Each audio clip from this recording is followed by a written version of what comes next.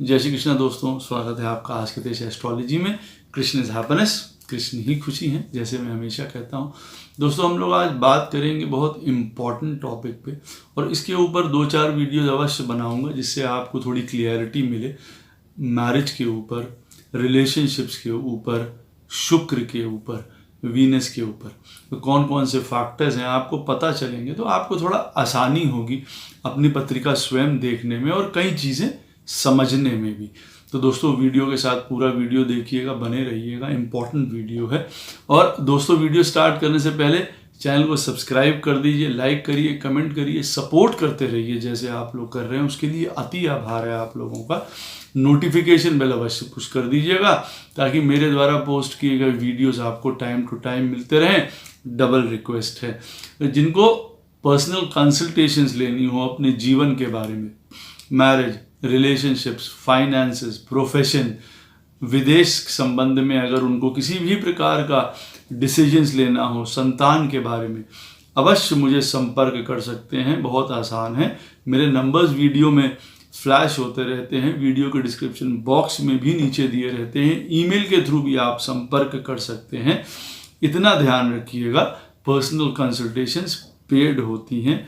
फिर ये कहूँगा, किसी भी इस तरीके की बात ना सोचते हुए जो आप लोग सोचें कि मैं उस चीज़ के लिए आपको प्रेरित कर रहा हूँ, लेकिन ये एक फैक्ट है कि जीवन में अगर आपको किसी भी प्रकार की दुविधा है, परेशानी है, आपको जो भगवान ना करे कभी भी किसी के ऊपर आए, लेकिन ये जीवन है, ऊपर नीचे हमेशा चलता रहता है, अच्छा बुरा सबके साथ लगा रहता है।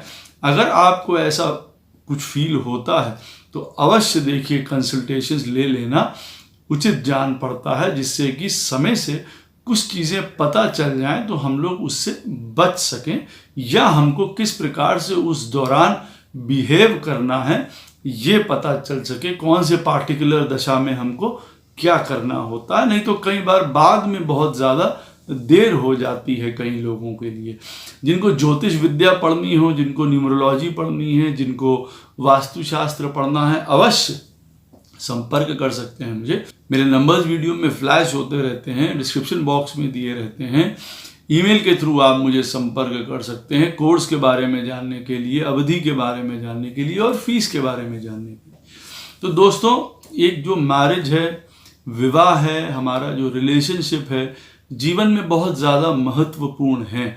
जैसे स्वयं हम अपने एक आइडेंटिटी हैं, हम स्वयं जीवन को लेकर चलते हैं, जीवन के कई क्रियाकलाप करते हैं और आगे बढ़ते हैं। और फिर एक दूसरा समय आता है हमारे जीवन में जब हमको एक लाइफ पार्टनर, हमारा रिलेशन, हमारा मैरिज पार्टनर जो होता है वो साथ में हमारे जीवन में आता है, और हमारे जीवन में कई प्रकार के आनंद भी देखिए उससे हमको प्राप्त होते हैं।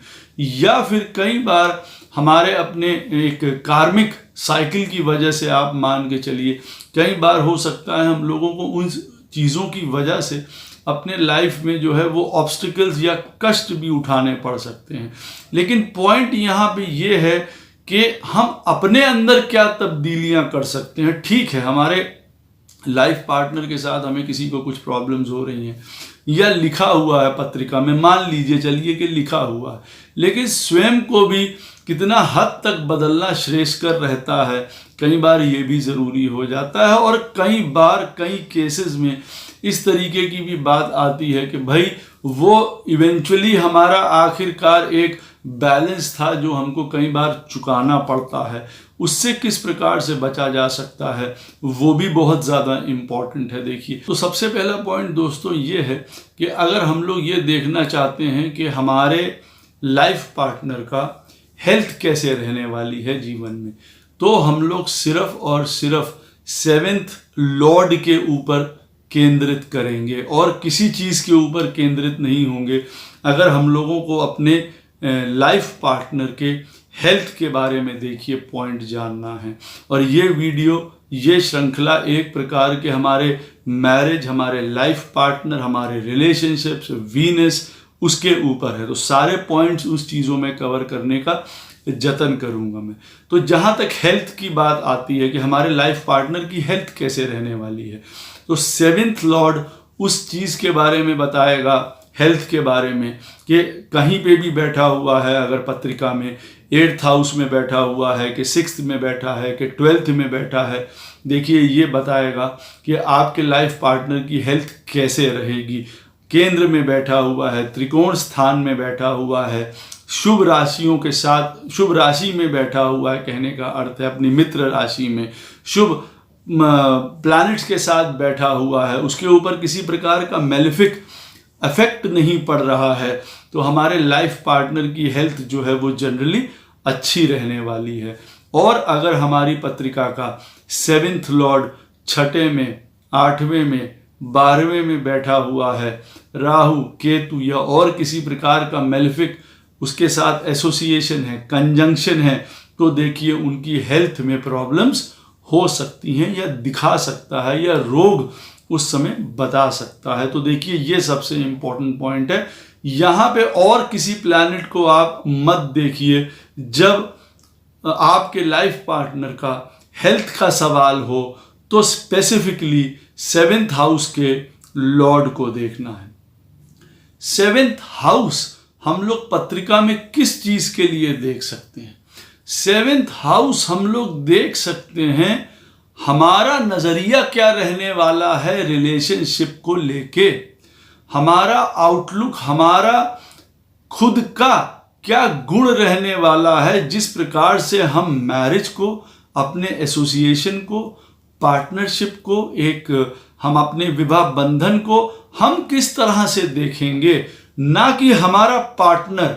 ये बात खास तौर से ख्याल रखिए, जो हमारी पत्रिका का 7th हाउस है वो हम लोगों को बताएगा हमारा नजरिया क्या निकल के आ रहा है मैरिज के प्रति, हमारे लाइफ पार्टनर के प्रति। वहां से हमको लाइफ पार्टनर के बारे में नहीं पता चल रहा है, 7th हाउस हमको हमारे बारे में बताता है, हम क्या चाहते हैं, हम कैसे बिहेव करेंगे, हमारी क्या एक्सपेक्टेशंस हैं, या हम अच्छे तरीके से बिहेव करेंगे, बुरे तरीके से बिहेव करेंगे, सुखद रहेंगे या कैसे रहेंगे। तो 7th हाउस में जो भी प्लैनेट्स बैठे होंगे, 7th हाउस में जो भी असर पड़ रहा होगा, वो हमारे अंदर का इनर थॉट्स रिप्रेजेंट करेगा, ना कि हमारे अपने लाइफ पार्टनर का। ये बात विशेष करके ध्यान रखिए। आपको शायद हो सकता है नहीं जान पड़े, लेकिन यही इंपॉर्टेंट है। 7th हाउस हमारी पत्रिका का हमारा बिहेवियर, हमारा एटीट्यूड, हमारा देखने का नजरिया मैरिज को, लाइफ पार्टनर को, रिलेशनशिप्स को, ये बताता है, हमारे मैरिज पार्टनर का नहीं। जिनके साथ हम रिलेशनशिप्स रख रहे हैं उनका नेचर या रवैया या एटीट्यूड नहीं बताता है। तो इस मामले में भुलेखे में मत पड़िएगा। ये हमारा एक प्रकार से दुनिया को देखने का जो नज़रिया है, क्योंकि 7th हाउस है जो वर्ल्ड है, 1st हाउस हम स्वयं होते हैं, 7th हाउस हमारा वर्ल्ड होता है या दुनिया होती है, जहां हम दुनिया से भेंट करते हैं, दूसरे पार्ट को भेंट करते हैं, दुनिया के दूसरे हिस्से को रिप्रेजेंट करते हैं। वो वाला घर हमारा व्यक्तित्व बताता है, ना कि हमारे लाइफ पार्टनर का। इसको ध्यान रखिएगा। इसलिए इस भुलेखे में मत रहिएगा कि 7th हाउस पे राहु, केतु, शनि बैठे हुए हैं तो हमारा पार्टनर कैसे होने वाला है, ये आपका रवैया कैसा होने वाला है रिलेशनशिप्स में, ये वो बताएगा। वीनस, शुक्र हमारी पत्रिका में क्या बताता है?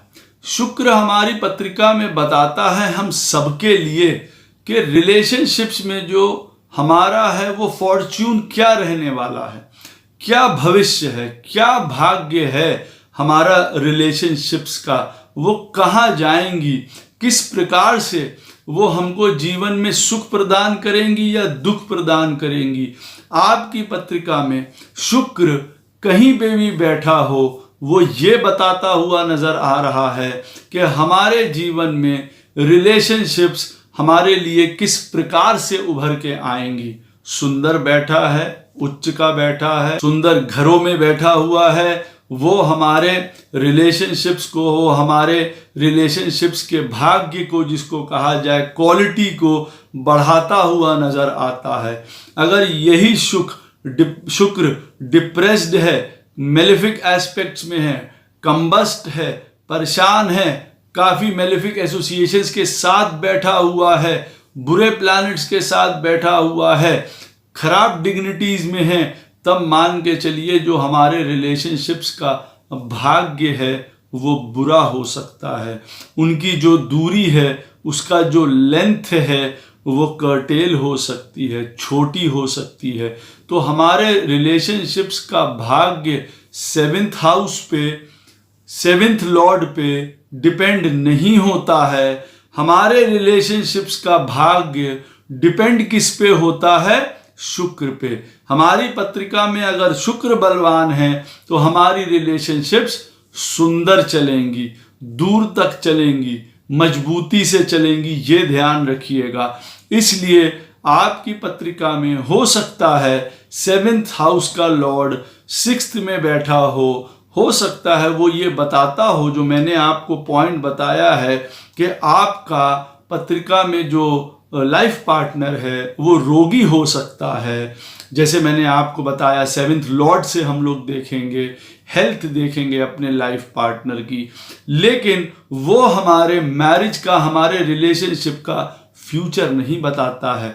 अब अगर आपकी पत्रिका में इसके साथ शुक्र जो है बलवान होके केंद्र में, सुंदर राशियों में, मित्र राशियों में बैठा हुआ है, इसका मतलब है कि चाहे आपका लाइफ पार्टनर रोग उसको क्यों ना हो जाए, कोई बुरी कंडीशन से वो क्यों ना निकले, लेकिन रिलेशनशिप्स का भाग्य, फ्यूचर वो सुंदर रहने वाला है, एक टिकाव उसमें आपको मिलेगा। एक और सबसे इम्पॉर्टेंट बात इस वीडियो में आज की मैं बता रहा हूँ, फिर शेष के लिए रखेंगे। ये सारे पॉइंट्स आप बहुत गंभीरता से देखिएगा, इनको नोट डाउन करिएगा और समझिएगा। ये बहुत कुछ आपको आपसे जो है मिलते हुए नज़र आएंगे और वो आपको रिफ्लेक्ट भी करेंगे आपकी पत्रिकाओं में, जो मैं कह रहा हूँ।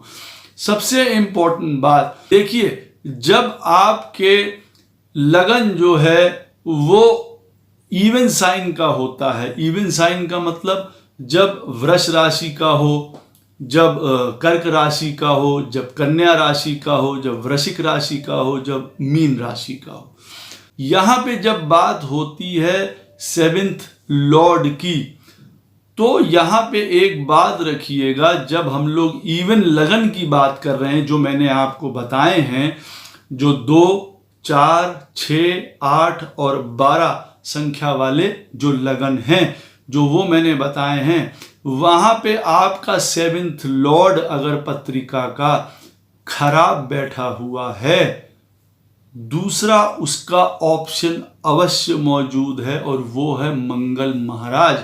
अगर अब आपके लगन वालों के लिए मंगल पत्रिका में बहुत सुसज्जित अवस्था में बैठा हुआ है, रिलेशनशिप में किसी प्रकार का प्रॉब्लम नहीं आएगा, ये आपको विवाह का सुख दिखाएगा ही दिखाएगा।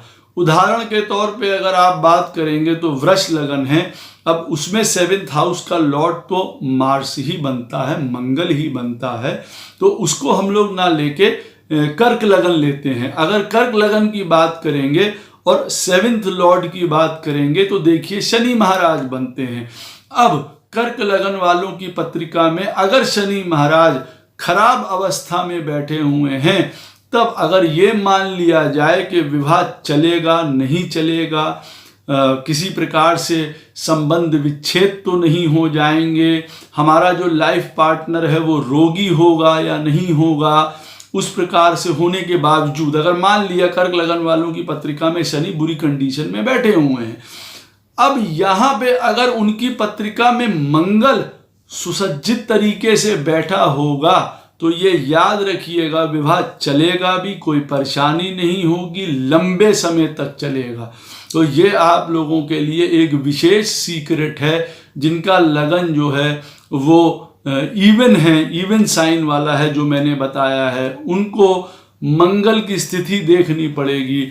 अगर मंगल ऐसे लोगों की पत्रिका में उच्च राशि का, स्वयं की राशि का बैठा हुआ है, तो चाहे 7th लॉर्ड खराब अवस्था में भी बैठा हो, तो भी विवाह करना या विवाह होने के बाद सुंदर स्थिति रहेगी। उसी तरीके से आप अब देख के चलिए कि जिनका ऑड साइंस हो, जैसे मेष लगन हो, मिथुन लगन हो, आपका सिंह लगन हो, तुला लगन हो, कुंभ लगन हो, अब उन लोगों के लिए जो 7th हाउस होता है उसका जो लॉर्ड होता है, अब उसके साथ साथ आप क्या देखेंगे, वीनस अपनी पत्रिका में देखेंगे। ये बहुत बड़ा सीक्रेट है, इसको याद रखिएगा। अब जैसे मेष लगन वालों के लिए तो शुक्र 7वें स्थान का स्वामी बनता ही बनता है। अब अगर वो सुंदर स्थिति में नहीं बैठा होगा तो विवाह में दिक्कत परेशानी अवश्य दिखाएगा। लेकिन मिथुन लगन की अगर हम लोग बात करते हैं, और मिथुन लगन में 7वें स्थान का स्वामी होता है बृहस्पति महाराज। अब मान लीजिए मिथुन लगन वालों की पत्रिका में बृहस्पति जो है वो 8वें स्थान का बैठा हुआ है नीच का होके। अब मान लिए ये पोजीशन जो है एक विवाह में बाधा, परेशानी, कष्ट, हर प्रकार की प्रॉब्लम शो कर रही है। अब अगर मिथुन लगन वालों के लिए उनकी पत्रिका में शुक्र सुंदर तरीके से बैठा हुआ है अपनी राशि का दिग्बल के साथ एग्जॉल्टेड, तब मान के चलिए विवाह बहुत सुंदर जाने वाला है। किसी भी प्रकार की प्रॉब्लम्स, कष्ट नहीं आने वाले हैं। ये अवश्य याद रखिएगा सीक्रेट इस चीज के लिए।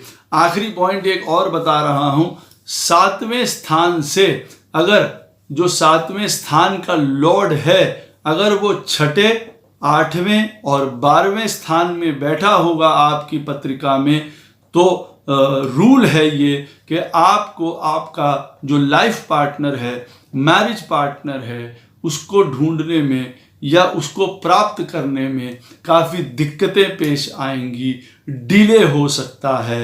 अगर आपका 7th हाउस का लॉर्ड 6ठे, 8वें या 12वें में बैठा हो तो दिक्कत अवश्य प्रदान करता है मैरिज होने में, हमारे लाइफ पार्टनर को ढूंढने में। आशा करता हूं ये वीडियो आपको अवश्य पसंद आएगा। जो पॉइंट्स मैंने बताए हैं, जो रूल्स बताए हैं, वो मेरे हिसाब से बहुत एक्यूरेट हैं। और देखिए ये शास्त्र से लिए गए हैं, किसी प्रकार से मेरे द्वारा नहीं बनाए गए हैं। और जो मैंने आपको ऑड और इवन लगन का जो रूल बताया है वो बहुत इंपॉर्टेंट है, उसको ज़रूर टेस्ट करके देखिएगा। कोई भी प्रश्न हो इस वीडियो से संबंधित अवश्य मुझसे आप क्लेरिफाई कर सकते हैं कमेंट सेक्शन में। मैं कोशिश करूंगा उसका उत्तर आपको अवश्य प्रदान करूं। जय श्री कृष्ण।